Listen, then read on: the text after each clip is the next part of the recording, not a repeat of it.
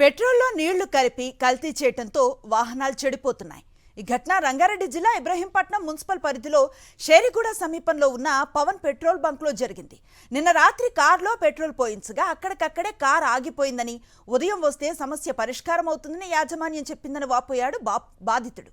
తీరా ఇప్పుడు తనను పట్టించుకోవటం లేదని పోలీసులను పిలిపించి లైవ్లోనే బాటిల్లో పెట్రోల్ వేస్తే అందులో సగానికి పైగా నీళ్లే వచ్చాయన్నారు.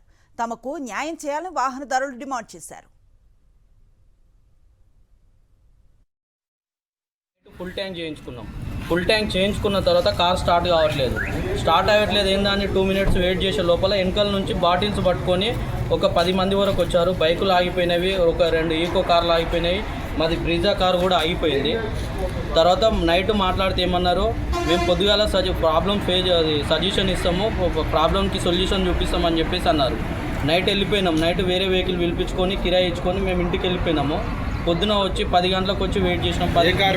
మాది బ్రిజా అండి 8010. పొద్దున 10 గంటల నుంచి ఇప్పటి వరకు వెయిట్ చేసినాము. మేనేజర్ గారు ఉండి ఏమన్నారంటే మా ఓనర్ గారు వస్తారు మాట్లాడతారని 2:30 వరకు వెయిట్ చేయించారు. అప్పటి నుండి ఇప్పటి వరకు అలా రెస్పాన్స్ లేదు.